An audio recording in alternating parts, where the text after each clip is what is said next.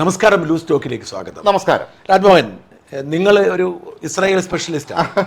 അപ്പോൾ ഇസ്രായേലിൽ നിന്ന് കേൾക്കുന്ന വാർത്തകൾ ഒന്ന് ചുരുക്കി പറഞ്ഞു. അത് ഇന്നലെ ട്രംപും നെതന്യാഹുവും തമ്മിൽ ഒരുമിച്ച് വാഷിംഗ്ടണിൽ വൈറ്റ് ഹൗസിൽ ചർച്ച നടത്തി. അതിനുശേഷം ഒരു സംയുക്ത പത്രസമ്മേളനം നടത്തി. നെതന്യാഹു മിണ്ടിയില്ല, എല്ലാ കാര്യങ്ങളും ട്രംപാണ് പറഞ്ഞു. എന്താണ് യഥാർത്ഥത്തിൽ സംഭവിച്ചത്? ഇന്നലെ എന്തൊക്കെയാണ് പറഞ്ഞിട്ടുള്ളത്? ട്രംപ് പറഞ്ഞത് ഈ ഫലസ്തീൻ വിഷയം, അവിടുത്തെ നമ്മുടെ ഗാസയിലെ പ്രശ്നങ്ങൾ, നമുക്ക് അതിൻ്റെ 20 ദിന പദ്ധതിയാണ് ഇപ്പോൾ പുള്ളി പ്രഖ്യാപിച്ചിരിക്കുന്നത്.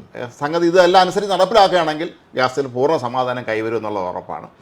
പക്ഷെ അതിൽ പറയുന്ന എല്ലാ കാര്യങ്ങളും എന്തൊക്കെ പറഞ്ഞു, എന്തൊക്കെയാണ് പ്രധാന കാര്യങ്ങൾ പറയൂ. പ്രധാന കാര്യങ്ങൾ ഏറ്റവും പ്രധാനപ്പെട്ട കാര്യങ്ങളിലൊന്ന്, ഇസ്രായേൽ തൽക്കാലം ആക്രമണം നടത്തുന്നു, ആ ഭാഗത്ത് വെടിനിർത്തൽ തൽക്കാലം വെടിനിർത്തൽ അവിടെ ഉണ്ടാകുന്നു.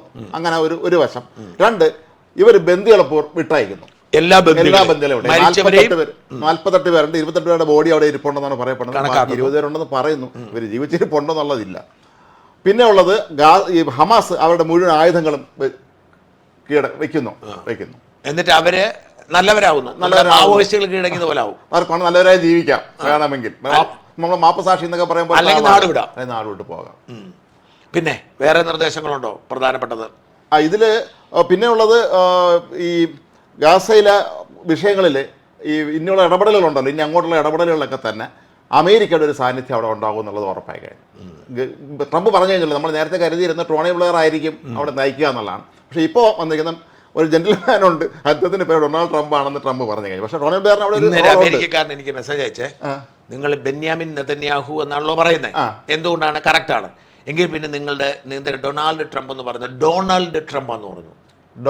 Donald Trump. Gentleman Donald Trump. അതുകൊണ്ട് ഇനിയുള്ള കാര്യങ്ങൾ ഏതായാലും ഡൊണാൾഡ് ട്രംപ് നടത്തും.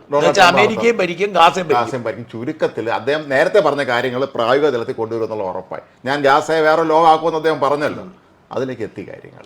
അല്ല, ഞാൻ ഈ അയാളുടെ പത്രസമ്മേളനം ശ്രദ്ധിച്ച് കേൾക്കുകയായിരുന്നു. പത്രസമ്മേളനത്തിൽ അദ്ദേഹം വളരെ ആവേശഭരിതനായിരുന്നു. അദ്ദേഹം പറയുന്നത് സിവിലൈസേഷന്റെ സിവിലൈസേഷൻ എന്ന് പറഞ്ഞാൽ ഈ സംസ്കാരം മാനവകുലം എന്ന വരും.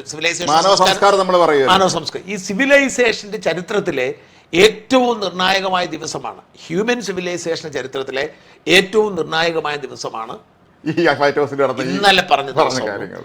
ആയിരക്കണക്കിന് വർഷങ്ങളായി നിലനിൽക്കുന്ന തർക്കത്തിന് അദ്ദേഹം പരിഹാരം ഉണ്ടാക്കിയെന്നു.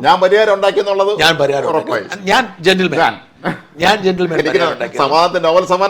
അവിടെ ഭരിക്കാൻ പോകുന്നത് ഞാനായിരിക്കും എന്നാണ് അദ്ദേഹം പ്രഖ്യാപിച്ചത്. ടോണി ബ്ലെയർ അവിടെ വെച്ചിട്ടുണ്ട്. അവർ വേറെ സമിതി ഉണ്ടല്ലോ അവർക്ക്, ട്രാൻസ്ലേഷൻ അതോറിറ്റി. അതെ, എന്ന് വെച്ചാൽ അദ്ദേഹം ടോണി ബ്ലെയർ ഇദ്ദേഹത്തിന്റെ പ്രതിനിധിയായിരിക്കുന്നു. അതാണ് കറക്റ്റ്. നമ്മൾ നേരത്തെ കരുതി നേരെ തിരിച്ചാണ്. അതിന്റെ കാര്യം എന്താ വെച്ചാൽ, ഈ ടോണി ബ്ലെയർ ഒരു മിഡിൽ ഈസ്റ്റിന്റെ റെപ്രസെന്റേറ്റീവായിട്ട് കഴിഞ്ഞ കുറെ കാലമായി ബ്രിട്ടന്റെ മിഡിൽ ഈസ്റ്റ് പ്രതിനിധിയായിരുന്നു. പാശ്ചാത്യ രാജ്യങ്ങളൊക്കെ മിഡിൽ ഈസ്റ്റ് പ്രതിനിധിയായിരുന്നു. അദ്ദേഹത്തിന് നല്ല ബന്ധമാണ് മിഡിൽ ഈസ്റ്റ്, എല്ലാവർക്കും നല്ല ബന്ധമാണ്. ഏറ്റവും ദീർഘകാലം പ്രധാനമന്ത്രി ആയിരുന്ന ആളുകൾ ഒരാളാണ് ടോണി ബ്ലെയർ. ടോണി ബ്ലെയറിന്റെ കാലത്ത് ലേബർ പാർട്ടി ഞാൻ ആ കാലത്ത് അവിടെ ജീവിച്ച ആളാണ്. ടോണി ബ്ലെയറിന്റെ കാലത്ത് അതിനുശേഷമാണ് ടോണി ബ്ലെയറിനെ ഒടുവിൽ ഭരണമായപ്പോൾ നമ്മുടെ ഇവിടെ ആന്റണിയുടെ കൂടെ നിന്ന് ഉമ്മൻചാണ്ടി എനിക്ക് മുഖ്യമന്ത്രിയാണെന്ന് പറഞ്ഞ അവസാനം 6 മാസം ആക്കി. അതുപോലെ ഗോർഡൻ ബ്രൗൺ എന്ന് പറയുന്ന ഒരു സ്കോട്ടിഷ് ലീഡർ ഉണ്ടായിരുന്നു, ഗോർഡൻ ബ്രൗൺ. ഇദ്ദേഹത്തിന്റെ ചാൻസലർ ആയിരുന്നു. ഈ ഗോർഡൻ ബ്രൗൺ പ്രധാനമന്ത്രിയാണെന്ന് ബഹളം വെച്ചിട്ട് അവസാനം 6 മാസം ഇദ്ദേഹം ഒഴിഞ്ഞു കൊടുത്തു. അത് കഴിഞ്ഞ് ഗോർഡൻ ബ്രൗണിന്റെ നേതൃത്വത്തിൽ തെരഞ്ഞെടുപ്പ് ലേബർ പാർട്ടി പൊളിഞ്ഞു. അങ്ങനെയാണ് പിന്നെ ഡേവിഡ് കാമറോൺ പ്രധാനമന്ത്രിയാവുന്നത്, കൺസർവേറ്റീവ് പാർട്ടിയുടെ. അതേപോലെ തന്നെയാണ് കൺസർവേറ്റീവ് പാർട്ടിയുടെ അടുത്ത അവിടെ ഒരു ഘട്ടം ഞാൻ രാജിവെച്ചു. മറ്റേ റഫറണ്ടത്തിൽ തോറ്റപ്പോൾ അവരുടെ ഒരു ബ്രിട്ടീഷ് പൊളിറ്റീഷ്യൻ നല്ല പ്രധാനമന്ത്രിയായിരുന്നു ഡേവിഡ് കാമറോൺ. ഈ ഡേവിഡ് കാമറോൺ രാജിവെച്ച് തെരേസ മേയ് പകരമാവുന്നു. തെരേസ മേയ്ക്ക് തെരഞ്ഞെടുപ്പ് പിരിച്ചുവിട്ട് ഭൂരിപക്ഷം കിട്ടുന്നില്ല. അവിടെ പാര വെച്ചിട്ടാണ് ബോറിസ് ജോൺസന്റെ പാര വെച്ചിട്ടാണ് ഋഷി സുനക്, നമ്മുടെ ഇന്ത്യക്കാരൻ. ഇത്തരത്തിൽ ആണ് എന്ത് സംഭവിച്ചത്. ഞാൻ പറഞ്ഞ ടോണി ബ്ലെയറിന്റെ കാര്യം. ഈ ടോണി ബ്ലെയർ ഇപ്പോഴും തിരിച്ച് ബ്രിട്ടനിൽ വന്നാൽ ലേബർ പാർട്ടിക്ക് അധികാരത്തിൽ വരാവുന്ന ഒരു സാഹചര്യം ഉണ്ടായിരുന്നു. എന്നാൽ കീർ സ്റ്റാർമർ വന്നിട്ടുണ്ട്. അതിന്റെ ദൃശ്യങ്ങൾ കാണുമ്പോഴേ കുറച്ചുകൂടെ പ്രായമുള്ളായിരുന്നു. നല്ല സുന്ദരനായ പ്രധാനമന്ത്രി. 12 വർഷം മുൻപാണ് അദ്ദേഹം പ്രധാനമന്ത്രി സ്ഥാനം രാജിവെക്കുന്നത്, ഒഴിഞ്ഞു പോകുന്നത്. അപ്പം അത്രയും പ്രായമായില്ല അദ്ദേഹം. അപ്പൊ ടോണി ബ്ലെയറിന്റെ ആണ് ഈ പണി ഏൽപ്പിച്ചിരുന്നത്, അദ്ദേഹത്തിന്റെ ഒരു ഇൻസ്റ്റിറ്റ്യൂട്ട്. Tony Blair institute. അപ്പൊ അദ്ദേഹം തന്നെയാണ് നേതൃത്വം കൊടുത്തതും. ഈ മനുഷ്യൻ ഖത്തറിലും UAE-യിലും സൗദിയിലും ഒക്കെ നടന്ന് ദീർഘകാലമായി സംസാരിച്ചിട്ട് ഉണ്ടാക്കിയൊരു പരിഹാരമുള്ള ഫോർമുലയാണ്. ഈ ഫോർമുലയാണ് Gaza international transitional authority, GITA എന്നാണ് ഈ ഗീത പ്രഖ്യാപിച്ചിരിക്കുന്നത്. അപ്പോൾ ഞാനിതിനെ വളരെ ഞാനിത് കണ്ടപ്പോൾ ആദ്യം ട്രംപിൻ്റെ പ്രസംഗം കേട്ടപ്പോൾ ട്രംപ് ഇതെല്ലാം ശരിയായി, ഗാസയിൽ സമാധാനമായി, കംപ്ലീറ്റ് സംവിധാനമായി എന്ന് പറഞ്ഞ് ഞാൻ ഇത് കേട്ടപ്പോൾ എനിക്കും ആവേശം തോന്നി. കാരണം ഗാസയിലെ പ്രശ്നം പരിഹരിക്കപ്പെടുന്നു, ഗാസയിലെ ഫലസ്തീൻ്റെ പ്രശ്നം മുഴുവൻ പരിഹരിക്കും. ഇസ്രായേൽ പോയിരുന്ന ഭാരത സ്ഥിതികൾ നേരിട്ട് കണ്ടതുമാണ് ആണല്ലോ. അപ്പം ഇവിടെ ഒരു പ്രധാനപ്പെട്ട കാര്യമുള്ളത്, ഇസ്രായേലിൻ്റെ രൂപീകരണം എന്തുമാവട്ടെ, ഫലസ്തീൻ ജനത അവരുടെ സ്വന്തം രാജ്യം നഷ്ടപ്പെട്ട് കഴിയുകയാണ്. അപ്പം ഒരുപാട് ചരിത്രമുണ്ട്. പഴയ ഇസ്രായേൽ രാജ്യമായിരുന്നു, മൊത്തം ഇസ്രായേലായിരുന്നു ഒക്കെ പറയുമ്പോഴും നമ്മൾ ഈ പഴയ കഥകളിലേക്ക് പോയാലോ, അങ്ങനെയാണെങ്കിൽ ഇന്ത്യ മുഗളന്മാർ ഭരിച്ചിരുന്നതാണല്ലോ, അങ്ങനെ ഉണ്ടായില്ല. അപ്പം ഒരുപാട് നമ്മൾ പഴയതിലേക്ക് പോയിട്ട് കഥയില്ല. കുറച്ച് കാര്യങ്ങൾ ശ്രദ്ധിക്കണം. ജൂതന്മാർക്ക് സ്റ്റേറ്റ് വേണം, അവർക്ക് സമാധാനം വേണം, സംശയിക്കുന്ന അവരെ വേട്ടയാടപ്പെട്ട സംഭവമാണ്. പക്ഷേ ഫലസ്തീൻ ജനതയ്ക്കും ജീവിക്കണം. പണ്ട് മുതൽ അംഗീകാരം കിട്ടിയൊരു കാര്യമല്ല അവിടെയാണ് ഫലസ്തീൻ. അപ്പം ഈ പ്രശ്നത്തിനൊരു പരിഹാരം ഉണ്ടാവാതിരിക്കാൻ കാരണം യഥാർത്ഥത്തിൽ 1948 ഇസ്രായേൽ രൂപീകരിച്ച സമയത്ത് തന്നെ ഫലസ്തീൻ ഉണ്ടാവുമായി. ആകെപ്പാടെ തർക്കമുണ്ടായിരുന്നത് ജെറുസലേമിന്റെ കാര്യത്തിൽ മാത്രം, അതും ഈസ്റ്റ് ജെറുസലേമിന്റെ കാര്യത്തിൽ മാത്രം. വെസ്റ്റ് ജെറുസലേമിന്റെ കാര്യത്തിൽ തർക്കമില്ല. വെസ്റ്റ് ജെറുസലേം ഈ ജൂത കോളനിയാക്കി അവർ രൂപപ്പെടുത്തിയെടുത്തതാണ്. മോഡേണ കമ്പാരിറ്റീവ്ലി 80 വർഷത്തെ പരിചയമുള്ളൂ. പക്ഷേ ഈസ്റ്റ് ജെറുസലേമാണ് പഴയ ജെറുസലേം. ചോദിച്ചോട്ടെ, ഈ ഗാസയും ജെറുസലേം തമ്മിൽ എത്ര ദൂരമുണ്ട്? വടക്കും തെക്കുമായിട്ടാണ് ദൂരമുണ്ട്. ഗാസ എന്ന് പറയുന്നത് ലെബനീസ് അതിർത്തിയിലാണ്. സൗത്തിൽ തന്നെയാണ്. ലെബനീസ് അതിർത്തിയിൽ ഇസ്രായേലിന്റെ മുകളിലേക്ക് പോകുന്നതാണ്. ഞാൻ പോയി ലെബനീസ് അതിർത്തി പോയിരുന്നു. അപ്പം ഞാൻ ആദ്യം പറഞ്ഞ തെറ്റുണ്ട്. അപ്പൊ ഈ ഗാസ എന്ന് പറയുന്നത് ഒരു ഗാസ സ്ട്രിപ്പാണ്, ഇസ്രായേലിനെ കടന്നു പോകുന്ന വഴിക്ക് ഒരു സ്ഥലമാണിത്. അപ്പൊ ഈ ജെറുസലേം അവരുടെ പഴയ പ്രതാപം. ജെറുസലേം എന്ന് പറയുന്നത് ഞാൻ പറഞ്ഞ ഇബ്രാഹിമിക് റിലീജിയന്റെ ഒക്കെ തുടക്കമാണ്. ജെറുസലേം പേരുകേട്ട സ്ഥലമല്ലേ. ജെറുസലേം എന്ന് പറയുന്നതാണ് എന്ന് പറഞ്ഞ യഥാർത്ഥത്തിൽ ജെറുസലേമിലെ ഈ താബോർ മല, മറ്റേ ഇവിടുത്തെ കുറെ മല, സീനായി മല, ഇതെല്ലാം ചെറിയ മലകളാണ്. ഇവിടെയാണ് ലോകം സൃഷ്ടിക്കപ്പെട്ടത് എന്നാണ് കരുതുന്നത്. അതായത് അബ്രാഹിമിന്, മോശയൊക്കെ അവിടെ നിന്ന് വന്നവരാണ്. അങ്ങനെ സൃഷ്ടിക്കപ്പെട്ടതാണ് ഈ ഒരു വാളുണ്ട്, വെസ്റ്റേൺ വാളുണ്ട്. ഈ വെസ്റ്റേൺ വാളിൽ ദൈവം ഉണ്ട് എന്നാണ് അവർ വിശ്വസിക്കുന്നത്. അപ്പൊ അങ്ങനെ വലിയൊരു പരിചയമുള്ളതാണ്. ഈ വെസ്റ്റേൺ വാളിലൂടെ യേശു ക്രിസ്തു വരാൻ പോകുമെന്നാണ് അവരിപ്പോഴും കരുതുന്നത്. ജീസസ് വന്നു എന്ന് അവർ വിശ്വസിക്കുന്നില്ല.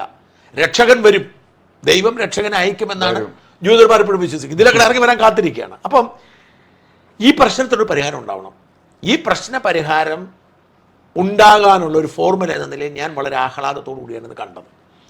പക്ഷേ എനിക്ക് സംശയമുണ്ടാക്കിയത്, ട്രംപ് നെതന്യാഹുവിനോട് പറയുന്നു, പത്രക്കാർ ചോദിക്കുന്നത് അതായത് ചോദ്യം വേണ്ട എന്നാ പറഞ്ഞിരുന്നത്. എന്നിട്ടും 1-2 ഇസ്രായേലി ജേർണലിസ്റ്റുകളെ കണ്ടപ്പോൾ അവർ ചോദിക്കട്ടെ, നിങ്ങൾ പറഞ്ഞോളൂ എന്ന് പറഞ്ഞു. ഞാനൊന്നും പറയുന്നില്ലെന്ന് പറഞ്ഞു. എന്ന് മാത്രമല്ല, ഞാൻ ഇസ്രായേലിൻ്റെ പത്രങ്ങൾക്കോട് നോക്കിക്കഴിഞ്ഞപ്പോൾ അതിൽ 2-3 കാര്യങ്ങൾ വലിയ കോൺട്രവേഴ്സിയാണ്. ഒന്ന്, ഫലസ്തീൻ എന്ന രാജ്യത്തെ അംഗീകരിക്കുമോ ഇല്ലയോ എന്നുള്ളൊരു ചോദ്യമുണ്ട്. ഇതിന് പുറകെ പിന്നെ നെതന്യാഹു പ്രഖ്യാപിച്ചിരുന്നു, ഞാൻ അംഗീകരിക്കില്ല ശേഷം. അതെ, അപ്പൊ അതൊരു പ്രശ്നമാണ്. പക്ഷെ അതിനെക്കുറിച്ച് ഇവിടെ സംഭാഷണം ഇല്ല. അവിടെയാണ് ഞാൻ ഇത് വളരെ സൂക്ഷിച്ച് ഈ പറയുന്ന ഈ ഊഹാപോഹമാണ് 20 പോയിന്റ് കൃത്യമായി വന്നിട്ടില്ല. ഈ പോയിന്റുകളൊക്കെ പരിശോധിച്ച് നോക്കിയപ്പോൾ ഇതിനകത്ത് വലിയൊരു ഒരു ഗൂഢാലോചനയുണ്ട്. ഈ ഗൂഢാലോചന എന്താണെന്ന് വെച്ചാൽ, ഇത് യുദ്ധം അവസാനിപ്പിക്കാനുള്ള ഒരു തീരുമാനമല്ല, നേരെ മറിച്ച് ഹമാസിനെ തീർക്കാനുള്ള പരിപാടിയാണ്. കാരണം നിങ്ങൾ 2-3 കാര്യങ്ങൾ ശ്രദ്ധിക്കണം. ഒന്ന്, ട്രംപ് ഒരു ഫോർമുല ആയിട്ട് വരുന്നു. ട്രംപ് ഒരു കാര്യം പറഞ്ഞു, ഈ ഫോർമുല നിങ്ങളുടെ മുമ്പിൽ 2 വഴിയേ ഉള്ളൂ. ഒന്നിൽ അംഗീകരിച്ച് കീഴടങ്ങി ഞങ്ങൾ പറയുന്നത് അല്ല, ഞങ്ങളത് ഏറ്റുമുട്ടൽ ഇതാണ് പറഞ്ഞിരിക്കുന്നത്. അതെന്ന് വെച്ചാൽ ഇത് നടപ്പിലാക്കിയിരിക്കും എന്ന് പറഞ്ഞു. ഇനി അടുത്ത ഗൂഢാലോചന, അടുത്ത ഭാഗം, ഈ പത്രസമ്മേളനം കഴിഞ്ഞതിന് തൊട്ടു പിന്നാലെ അറബ് രാജ്യങ്ങൾ പ്രസ്താവന ഇറക്കി. സൗദി അറേബ്യ, ഖത്തർ, UAE, തുർക്കിയെ, പാകിസ്ഥാന്, ഇന്തോനേഷ്യ, ഖത്തർ, എല്ലാവരും അറബ് രാജ്യങ്ങളെല്ലാം, മുസ്ലിം രാജ്യങ്ങൾ, ഈജിപ്ത്, ജോർദാൻ. അതായത് ഫലസ്തീൻ വിഷയവുമായി ബന്ധപ്പെട്ട എന്തെങ്കിലുമൊക്കെ സേയുള്ള എല്ലാ രാജ്യങ്ങളും ഒരുമിച്ചൊരു പ്രസ്താവന ഇറക്കി. പാകിസ്ഥാനും തുർക്കിയോടും ഓർത്തോണം. പാകിസ്ഥാനും തുർക്കിയും ഖത്തറുണ്ട്. ഈ പ്രസ്താവനയിൽ ഇവരിതിനെ സ്വാഗതം ചെയ്യുകയും ഇത് നടപ്പിലാക്കാനും ആഹ്വാനം ചെയ്യുകയും ചെയ്തു. എപ്പോഴാണ്? ട്രംപിന്റെ പത്രസമ്മേളനം കഴിഞ്ഞ തൊട്ട് പിന്നാലെ. അതിനർത്ഥം എന്താണ്?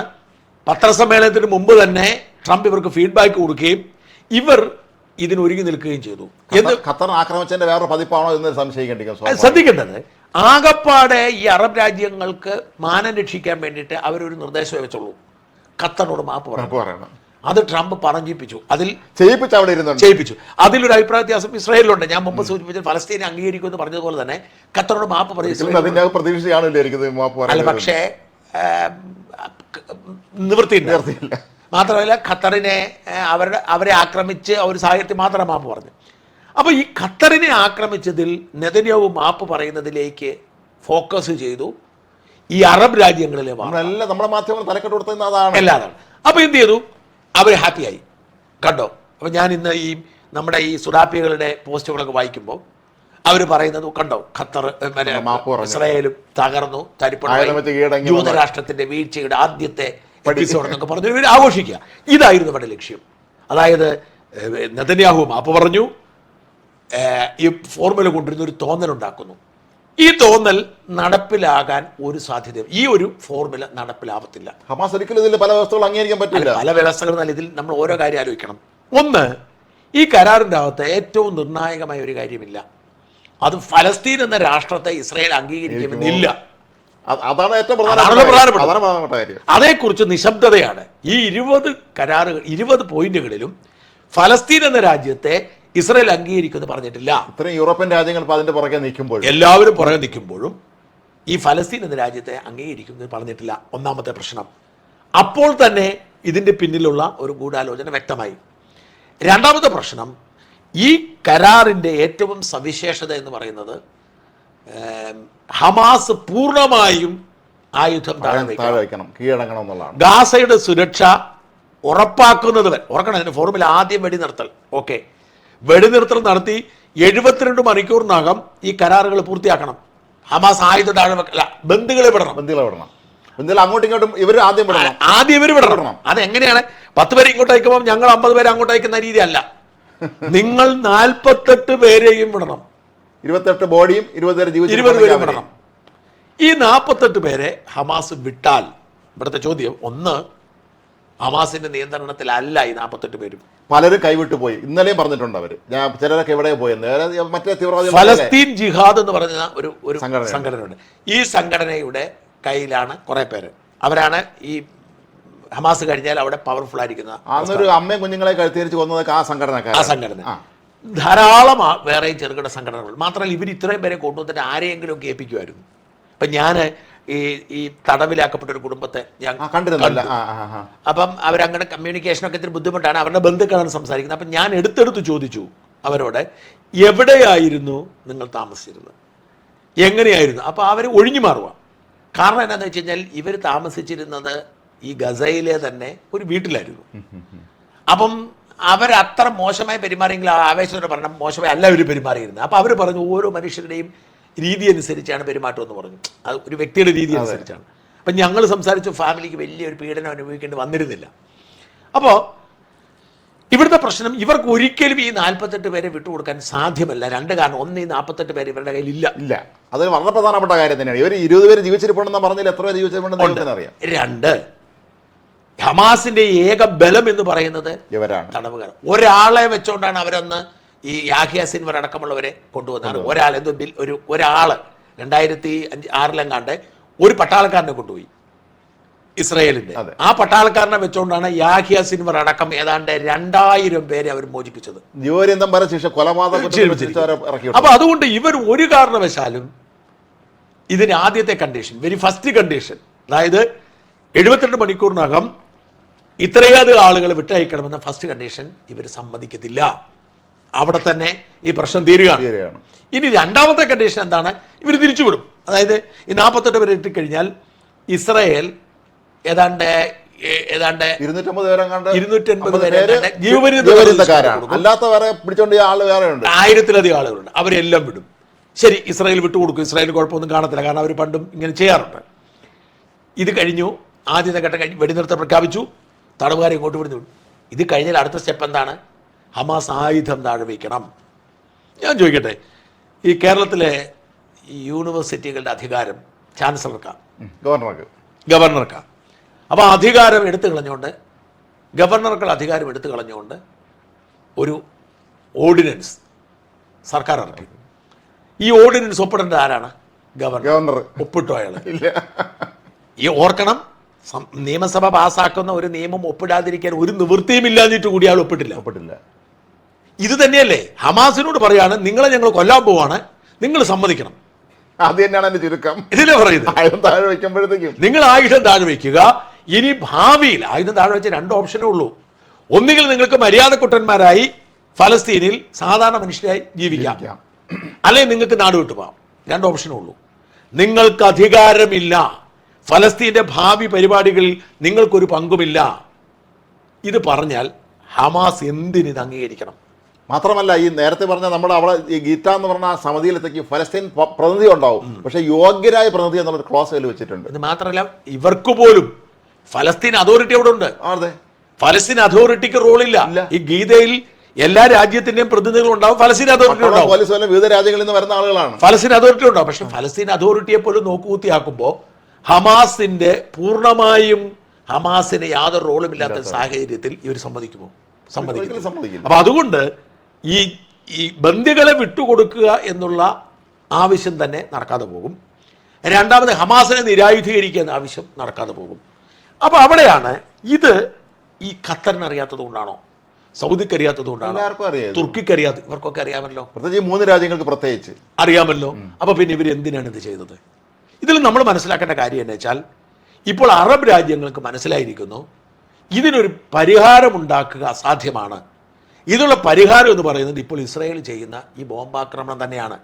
പക്ഷേ ഇസ്രായേൽ ഈ ബോംബാക്രമണത്തോട് മുമ്പോട്ട് പോകുമ്പോൾ അറബ് ജനങ്ങൾക്കിടയിലുള്ളൊരു വികാരമുണ്ട്.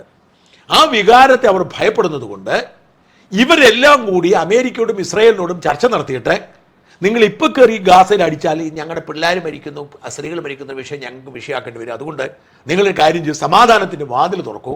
ആ വാതിൽ അവർ തുറക്കാതെ നിങ്ങൾ അടിച്ചോളൂ എന്നുള്ള പറഞ്ഞാൽ മതിയല്ലോ. ഞങ്ങൾ സമാധാനം ഉണ്ടോ, നിങ്ങൾ എതിർത്തവരല്ലേ എന്നൊക്കെ പറഞ്ഞാൽ മതിയല്ലോ. അതുകൊണ്ടാണ് തുർക്കിയും പാകിസ്ഥാനും ഖത്തറും അടക്കമുള്ള രാജ്യങ്ങൾ ട്രംപിന്റെ പത്രസമ്മേളനത്തിന് മിനിറ്റുകൾക്കകം പ്രസ്താവന. അതെല്ലാം പ്രിയപ്പെടാനാണല്ലോ. മാത്രമല്ല പാകിസ്ഥാന്റെ പ്രധാനമന്ത്രിയും സൈനിക മേധാവിയും അവിടെ അമേരിക്കയിലുണ്ട്.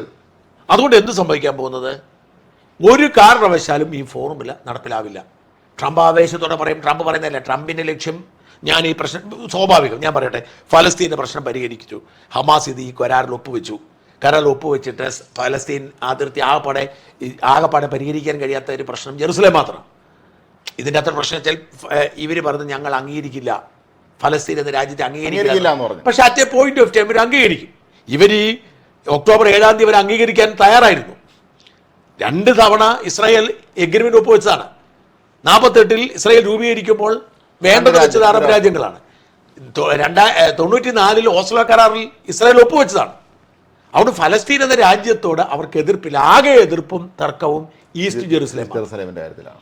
ഇപ്പം ഇസ്രായേലിന്റെ കയ്യിലിരിക്കുന്ന west bank, Golan heights, Gaza, ഇത് 3ഉം ഇസ്രായേൽ വിട്ടുകൊടുക്കാൻ ഒരുക്കമാണ്. ജെറുസലേമിന്റെ കാര്യം മാത്രം അന്നത്തെ പോലെ തന്നെ ഒരു അന്താരാഷ്ട്ര UN മേൽനോട്ടത്തിൽ കൊണ്ടുവന്ന് ഫലസ്തീനും അവകാശപ്പെടാം. ചണ്ഡീഗഡ് ഹരിയാനയ്ക്കും പഞ്ചാബിനും അവകാശപ്പെട്ടതാണല്ലോ. രണ്ടുപേരെ തലസ്ഥാനമായിട്ടിരിക്കുന്നല്ലോ. ഇത്തരത്തിൽ 2 പേരുടെയും തലസ്ഥാനമായിട്ട് നിങ്ങൾ ജെറുസലേം ഉപയോഗിച്ചോളൂ, ഞങ്ങളുടെ കൺട്രോളിലാണ് എന്ന ഒരു ഫോർമുലയെ പരിഹാരമുള്ളൂ. അപ്പം ഫലസ്തീനും കൊടുക്കാം, ഇസ്രായേലും കൊടുക്കാവുന്ന അവസ്ഥ വന്നാൽ അവിടെ ജെറുസലേം എന്ന് പറയുന്ന സാധനത്തിന് പരിഹരിക്കാൻ പിന്നീട് പറ്റത്തുള്ളൂ. ആർക്കും അവകാശം കൊടുക്കാതെ വെക്കാനേ പറ്റത്തുള്ളൂ. ഈ ഒരു സംവിധാനമല്ലാതെ മറ്റൊരു സംവിധാനവും ഇല്ല എന്നതുകൊണ്ടാണ് ഇവരെല്ലാം ധൃതി വെച്ച് ഇതിന് തയ്യാറായിരിക്കും. മാത്രമല്ല, ഇപ്പൊ ഈ ഫലസ്തീൻ രാഷ്ട്രത്തെ അംഗീകരിച്ച യൂറോപ്യൻ രാജ്യങ്ങൾക്ക് ആർക്കും തന്നെ അവിടെ സൈനിക നടപടി നടത്താനും പറ്റില്ലല്ലോ. പറ്റത്തില്ല.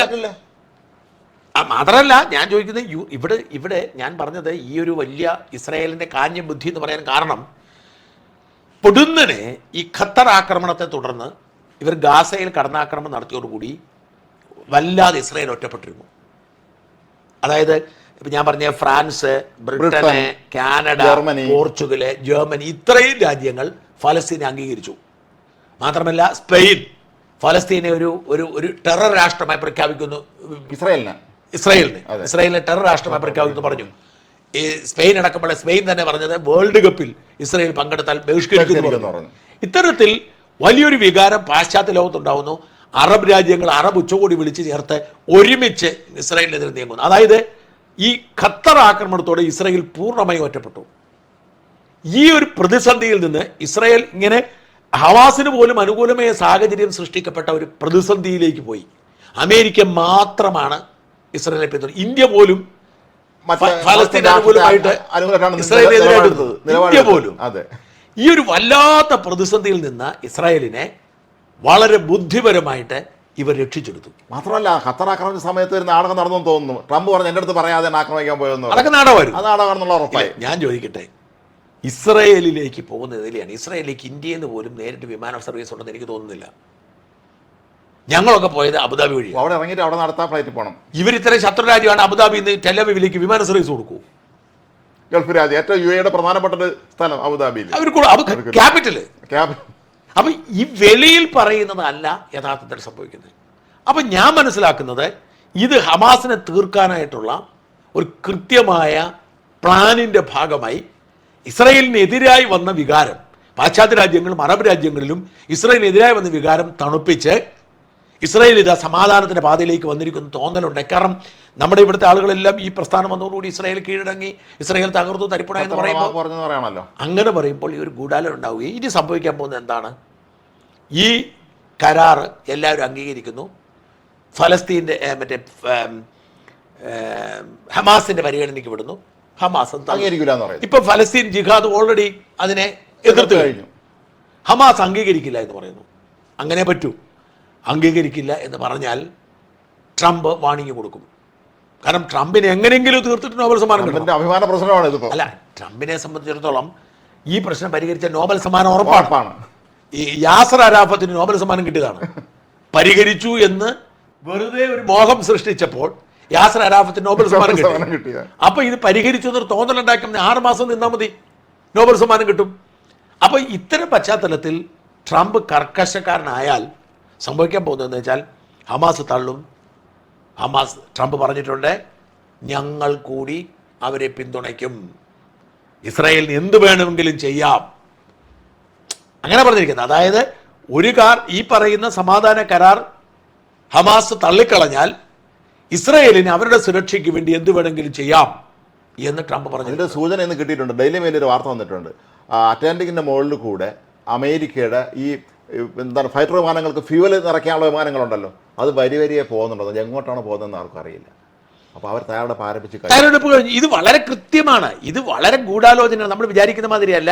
ഇനിയിപ്പോ ഹമാസിന് സമയം കൊടുക്കുന്നു. ഹമാസിനോട് 72 മണിക്കൂർ പറയും, വേണമെങ്കിൽ 42 മണിക്കൂർ കൂട്ടിക്കൊടുക്കും. എന്നിട്ട് ട്രംപ് ഒരു പ്രഖ്യാപനം നടത്തി, സോറി നിങ്ങളെ സമയം കഴിഞ്ഞിരിക്കുന്നു ഞങ്ങൾ. അപ്പോഴത്തേക്ക് ഈ അറബ് രാജ്യങ്ങളെല്ലാം ഒരുമിച്ച് ഹമാസിനെ തള്ളി പറഞ്ഞൊരു സാഹചര്യം ഉണ്ടാവും. ഈ സാഹചര്യത്തിൽ ഇസ്രായേൽ കയറി മെതിക്കും. ഒരു തർക്കം വേണ്ട. ഈ ഒക്ടോബർ 7-ാം തീയതി നിർണായകമാണ്. ഇനി ഒരാഴ്ചയേ ഉള്ളൂ. കൃത്യം ഒരാഴ്ച. ഈ ഒരാഴ്ചയ്ക്ക് മുമ്പ് ഒരു തീരുമാനം ഉണ്ടാവും. ഇസ്രായേലിൻ്റെ വാശിയാണ്.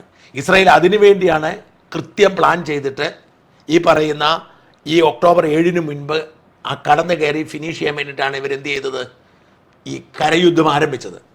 അപ്പോഴാണ് ലോകവികാരം ഇസ്രായേലിനെതിരായത്. കൂടുതൽ രാജ്യങ്ങൾ ഇടപെട്ടത്. ഇനി എന്താ ചെയ്യാൻ പോകുന്നതെന്ന് വെച്ചാൽ ഇവിടെ കൃത്യമായി വാണിംഗ് കൊടുത്തിട്ട് ഗാസക്കാർ പറഞ്ഞ് ഞങ്ങൾ തകർക്കാൻ പോവാണ്, മാറിക്കോളാൻ പറയും. ഇപ്പൊ 8 ലക്ഷം പേരെങ്ങാണ്ട് മൊത്തത്തിൽ മാറി കഴിഞ്ഞു എന്നാണ് പറയപ്പെടുന്നത്. ആ പടകളെ 20-22 ലക്ഷം പേരേ ഉള്ളൂ. അത്രേ ഉള്ളൂ. ഗാസ സിറ്റിയിൽ അത്ര ഇല്ല. അപ്പൊ എന്ത് സംഭവിക്കുന്നത്, ഈ ദിവസങ്ങളിൽ ഈ സമാധാന കരാർ തകരുകയും ഇസ്രായേൽ അഗ്രസീവായിട്ട് അറ്റാക്ക് ചെയ്യുകയും അമേരിക്ക പിന്തുണ കൊടുക്കുകയും ഖത്തർ അടക്കമുള്ള രാജ്യങ്ങൾ ഞങ്ങൾ എന്ത് ചെയ്യാൻ പറ്റും, ഞങ്ങൾ പരമാവധി ശ്രമിച്ചില്ലേ എന്ന് പറയുകയും ചെയ്ത്. കാരണം ഈ ഹമാസ് തീരണം എന്ന് എല്ലാവരും എല്ലാവരും ആഗ്രഹിക്കുന്നു. ഇപ്പം ഞാൻ കഴിഞ്ഞ ദിവസം നമ്മൾ ഈ ഇസ്രായേലിൽ പോയത് കൊണ്ട് നമുക്കൊരു ഗുണം ഉണ്ടായത് എന്താണെന്ന് വെച്ചാൽ ഈ അറബ് രാജ്യങ്ങളിലെ ഈ ഇസ്രായേൽ കണക്ഷനുള്ള ആളുകളുമായിട്ട് നമുക്ക് ബന്ധം ഉണ്ടായിട്ടുണ്ട്. അവർ വന്നിരുന്നു അവിടെ. അവർ നമുക്ക് ചില വഴികൾ തുറന്നു വന്നിട്ടുണ്ട്. ഉദാഹരണത്തിന് ഇപ്പോൾ UAE-യിൽ നിന്നൊക്കെ വളരെ ശക്തമായി തന്നെ ഇസ്രായേലിനെ അനുകൂലിച്ച് വീഡിയോ ചെയ്യുന്ന ആളുകൾ സോഷ്യൽ മീഡിയയിലൊക്കെ ഉണ്ട്, ചില ജേർണലിസ്റ്റുകളൊക്കെ ഉണ്ട്. ഇവരൊക്കെ ഞാൻ ഇതിൽ 1-2 പേരുമായിട്ട് ബന്ധപ്പെട്ടു. ഇവർക്കൊക്കെ UAE സർക്കാരിൻ്റെ അനുമതിയുണ്ട്. അപ്പം ഞാൻ അതിലൊരാളോട് സംസാരിച്ചിട്ട് നമുക്കൊരു ഇൻ്റർവ്യൂ തരാമോ ചോദിച്ചാൽ അതിനനുമതിയില്ല. അവർക്ക് UAE സർക്കാരിൻ്റെ പരിധിയിലിരുന്നു കൊണ്ട് ഇസ്രായേലിനെ സപ്പോർട്ട് ചെയ്യാനും ഹമാസിനെ വിമർശിക്കാനുള്ള അധികാരമുണ്ട്. എന്ന് വെച്ചാൽ പതിയെ പതിയെ അറബ് ജനതയെ ഹമാസിനെതിരാക്കാനുള്ള ഒരു കൃത്യമായ നീക്കം ഇപ്പോൾ തന്നെ അറബ് രാജ്യങ്ങൾ ചെയ്യുന്നുണ്ട്. അപ്പോൾ ഇതിൻ്റെ തുടർച്ചയായി ഒക്ടോബർ 7 മുമ്പ് ഹമാസിനെ തീർക്കാൻ ഇവർ നിശ്ചയിച്ചു. എങ്ങനെയാണ് ഹമാസ് പിടിച്ചു നിൽക്കുന്നത്? ഈ അറബ് രാജ്യങ്ങളുടെ പിന്തുണയുള്ളതുകൊണ്ടാണ്. ആ പിന്തുണ, അറബ് ജനതയുടെ പിന്തുണ ശക്തമായപ്പോഴാണ് ഇപ്പോൾ ഒരു ഗൂഢാലോചന നടത്തി ഇവർ കൃത്യമായ ഒരു അജണ്ട സെറ്റ് ചെയ്ത് രംഗത്തിറങ്ങിയിരിക്കുന്നത്. ഇനി സംഭവിക്കാൻ പോകുന്നത്, ഇനി വരും ദിവസങ്ങൾ സംഭവിക്കാൻ പോകുന്ന അമേരിക്കയുടെ പിന്തുണയോടെ വലിയ ബോംബാക്രമണം ഗാസയിലുണ്ടാവും. അവരെ തുരങ്കങ്ങൾ മുഴുവൻ തീർക്കും. അങ്ങനെ വരുമ്പോൾ ഇപ്പൊ തന്നെ അവർക്ക് ശേഷിയില്ല. ഇവന്മാര് പോരാളികൾ കൊല്ലപ്പെട്ട് കഴിഞ്ഞിരിക്കുന്നു. അപ്പൊ ഈ ഒരു പശ്ചാത്തലത്തിൽ പിടിച്ചു നിൽക്കാൻ ഇവർ വല്ലാതെ പെടും. ഇല്ലേ? പിടിച്ചു നിൽക്കാൻ പറ്റില്ല. ഇനി അമേരിക്ക കൊണ്ട് എല്ലാം കൂടെ വരികയാണെങ്കിൽ കീഴടങ്ങല്ലാതെ വേറെ പോകാൻ വഴിയില്ല. പക്ഷെ സാധാരണക്കാരെ ജനങ്ങൾ കൊല്ലപ്പെടും അവിടെയാണ് പ്രശ്നം. അവിടെയാണ് പ്രശ്നം. അതിന് അവർ വഴിയൊരുക്കി കൊടുക്കുന്നത് ഈ ആളുകളോട് ഒഴിഞ്ഞു പോകാൻ പറയുന്നുണ്ട്. പക്ഷെ എങ്ങോട്ട് ഒഴിഞ്ഞു പോകും? അത് പ്രസക്തമായ ചോദ്യമാണ്. കാരണം അവർ പറയുന്നുണ്ട് ഇവരെ കൊണ്ടുപോയാലും താമസിപ്പിച്ചിരിക്കുന്നത് താൽക്കാലിക ടെന്റുകളിലും മറ്റുമാണ്. അവിടെ എന്ത് സുരക്ഷ ഉണ്ടെന്നാണ് അവിടുത്തെ ആള് ചോദിക്കുന്നത്. അല്ല, വളരെ കഷ്ടമാണ്, ദയനീയമാണ്. ഞാൻ ഈ ഇതിനകത്ത് എനിക്ക് സങ്കടം ഉണ്ടായെന്ന് വെച്ചാൽ ഈ ഹമാസ് എന്ന് പറയുന്നൊരു ഭീകര സംഘടന, ഒറ്റ ഒരു സംഘടന കാരണം ആ ഫലസ്തീൻ ജനതയുടെ അവസ്ഥ ഒന്ന് ആലോചിച്ചു. എത്ര 80 വർഷമായിട്ട് ആ ജനതയ്ക്ക് സമാധാനത്തോടെ ഉറങ്ങാൻ കഴിഞ്ഞിട്ടുണ്ട്, സമാധാനം ജീവിക്കാൻ കഴിഞ്ഞിട്ട് ഏത് നിമിഷം ബോംബ് വീഴും. അവരുടെ വീടുകളും സ്വത്തുക്കളും എല്ലാം ഇല്ലാതാവും. കാരണം നിങ്ങളൊരു കാര്യം ആലോചിക്കണം, ഒരു ചെറിയ കമ്മ്യൂണിറ്റിയാണ്. എനിക്ക് തോന്നുന്നൊരു 40 ലക്ഷത്തിലധികം ആളുകൾ ഈ ഫലസ്തീനി മൊത്തം ഇല്ല. 50 ലക്ഷത്തിൽ താഴെയുള്ളൂ. ഈ 25, 22, 23 ലക്ഷം പേര് ഗാസയിലാണ്. ഗാസയാണ് ഏറ്റവും വലിയ സിറ്റിയും, ഗാസയാണ് ഏറ്റവും വലിയ ജനവാസ മേഖല. പിന്നെ വെസ്റ്റ് ബാങ്ക് ഉണ്ട്, റാമല്ലയുണ്ട്, മറ്റ് ചില സ്ഥലങ്ങളുണ്ടല്ലോ. അപ്പോൾ ഈ രാജ്യത്തെ ജനങ്ങൾക്കെല്ലാം ഒരു 100 കോടി രൂപ വീതം, നമ്മളെ ഇന്ത്യൻ രൂപയിൽ ഒരു 100 കോടി രൂപ വീതം കൊടുത്താൽ ഇവർ രാജാവാണല്ലോ. ഞാൻ പറഞ്ഞു, നമുക്കിപ്പോൾ ഒരു 100 കോടി രൂപ കിട്ടിയാൽ നമുക്കൊരു വലിയ കൊട്ടാരം, ഒരു സ്വിമ്മിംഗ് പൂളൊക്കെ പണിത് നല്ല വാഹനങ്ങളൊക്കെ വാങ്ങി ഇതിൻ്റെയൊക്കെ എത്രയോ ഇരട്ടി ചെലവാക്കിയിട്ടുണ്ട്. ഞാൻ പറഞ്ഞു, ഈ കൊച്ചു കേരളത്തിൽ നിന്ന് പോലും ഓരോ നോമ്പ് കാലത്തും സക്കാത്തായി ഫലസ്തീൻ ജനതയ്ക്ക് വേണ്ടി ഫണ്ട് പോകുന്നുണ്ട്. ഇസ്രായേലും കോടികൾ മുടക്കുന്നുണ്ട്, അമേരിക്ക കോടികൾ മുടക്കുന്നുണ്ട്. ലോകത്തുള്ള എല്ലാ രാജ്യങ്ങളും ഈ ഫലസ്തീന് വേണ്ടി കാശ് മുടക്കും. ഈ പൈസ എവിടെ പോകുന്നു? ഇത് മറ്റേ ഇസ്മായിൽ ഹനിയുടെ മക്കളുണ്ട്, ഖത്തറിലെ ജീവിക്കും. അപ്പൊ ഇതിനൊരു പരിഹാരമുണ്ടായി. ഇപ്പം ഈ മനുഷ്യർക്ക്, അവിടുത്തെ പിള്ളേർക്ക് വിദ്യാഭ്യാസമില്ല, അവർക്ക് ഭക്ഷണമില്ല, സുരക്ഷിത ദിവസവും ഒരു 50-40 പേര് മരിച്ചുകൊണ്ടിരിക്കുകയാണ്. അപ്പൊ ഇതിനൊരു പരിഹാരം ഉണ്ടായില്ലെങ്കിൽ എത്ര വർഷം മുമ്പോട്ട് പോയാലും ഈ ആളുകൾ കൊല്ലപ്പെട്ടു. ലെബനനിലെ അവസ്ഥ അത് തന്നെയാണ്. ഹിസ്ബുള്ളക്കാരുടെ അവിടുത്തെ ജനങ്ങളും ദുരിതം അനുഭവിക്കാറുണ്ട്. ലെബനനിൽ പിന്നെയും ഭേദമാണ്. അതായത് ലെബനനെ ഇസ്രായേൽ ആക്രമിക്കുന്നില്ല. ഹിസ്ബുള്ളയുടെ നിയന്ത്രണങ്ങൾ അവരുടെ കേന്ദ്രങ്ങൾ മാത്രമേ ആക്രമിക്കുന്നുള്ളൂ, അടിയന്തര സാഹചര്യം. പക്ഷേ ഈ ഫലസ്തീനിലെ സ്ഥിതി എന്ന് പറഞ്ഞാൽ അത് പൂർണ്ണമായും തച്ചുടയ്ക്കുവാണ്. ജനങ്ങൾ ജീവിക്കാൻ വയ്യാതായി. ഇതിനൊരു പരിഹാരം ഉണ്ടായില്ലെങ്കിൽ ഇവർ മനസ്സിലാക്കേണ്ട കാര്യം വെച്ചാൽ അടിസ്ഥാന തിയററ്റിക്കലി, ഞാനിപ്പം ഈ ഫലസ്തീൻ അനുകൂല ആളുകളോട് പലരോടും സംസാരിച്ചു. തിയററ്റിക്കലി അവരുടെ പ്രശ്നം ഇസ്രായേൽ എന്ന രാജ്യം ഉണ്ടാവാൻ പാടില്ല, അത് നിയമവിരുദ്ധമായി ഫലസ്തീൻ മണ്ണിൽ ഉണ്ടായതാണ്. അതുകൊണ്ട് ഇസ്രായേൽ ഉണ്ടാവാൻ പാടില്ല, ഇസ്രായേലിന്റെ ഭൂപ്രദേശം കൂടി ഫലസ്തീനിൽ ഉൾപ്പെടുത്തിക്കൊണ്ട് ഏകീകൃത ഫലസ്തീൻ ഉണ്ടാവണം. ഇതാണ് അവരുടെ ആവശ്യം. ഈ ആവശ്യത്തിന് വേണ്ടിയിട്ടാണ് ഇവർ സമരം നടത്തുന്നത്. ഇത് ഒരിക്കലും നടക്കില്ലെന്നും, അപ്പോൾ അവർ പറയുന്നത് ബ്രിട്ടീഷുകാരെ നമ്മൾ ഓടിച്ചില്ലേ, നമ്മുടെ സൗത്ത് ആഫ്രിക്കയിൽ 93-ലോ 94-ലാണ് ദക്ഷിണാഫ്രിക്കയിൽ നിന്നും അവിടുത്തെ വെള്ളക്കാരെ ഓടിക്കുന്നത്. അപ്പോൾ അതുകൊണ്ട് ഇത് എന്തെങ്കിലും സാധിക്കും. ഇന്നിപ്പം നമ്മുടെ തോമസ് ഐസക്കൊക്കെ ആവേശപൂർവ്വം പോസ്റ്റ് ഇട്ടിട്ടുണ്ട്. എന്നെങ്കിലും ഇത് സാധിക്കുമെന്നാണ് വിശ്വസിക്കുന്നത്. പക്ഷെ സാധിക്കില്ല. ഒരിക്കലും സാധിക്കാൻ പോകുന്നത് കാരണം 2-3 കാര്യങ്ങൾ മനസ്സിലാക്കാതെ ഇവർ ഈ പറയുന്ന ഫലസ്തീൻ പ്രേമികൾ മനസ്സിലാക്കാത്ത കാര്യം, ജൂതന്മാരുടെ ബുദ്ധി, എല്ലാ രാജ്യങ്ങളിലും ജൂതന്മാരുണ്ട്, അതിസമ്പന്നന്മാരാണ്, അതീവ സ്വാധീനമുള്ളവരാണ്. ബാങ്കുകളെ, പത്രങ്ങളെ, എല്ലാവരുടെ ശാസ്ത്രജ്ഞരെല്ലാം ഇവരുടെ. അവിടെ ഒരു രാജ്യത്തിനും ജൂതന്മാരെ പിണക്കാൻ പറ്റത്തില്ല. ഈ ജൂതന്മാർ അടിസ്ഥാനപരമായി അവർ ഏത് രാജ്യത്താണോ ജീവിക്കുന്നത് ആ രാജ്യത്തേക്കാൾ കൂർ അവർക്ക് ഇസ്രായേലിനോടാണ്. അവർ ഇസ്രായേൽ ഇല്ലെന്നേ ഉള്ളൂ. ഇസ്രായേലിൽ 1 കോടി ആളുകളേ ഉള്ളൂ.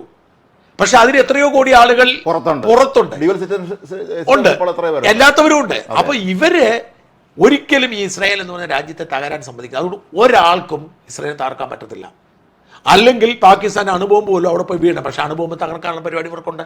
അണുബോംബ് ഇവിടെ വന്ന് വീഴത്തുള്ളൂ. ഇപ്പം ഈ സൗദി അറേബ്യ കരാറിലുണ്ടാക്കിയിരിക്കുന്നത് അണുബോംബ് പ്രതീക്ഷിച്ച. അപ്പം ഒരിക്കലും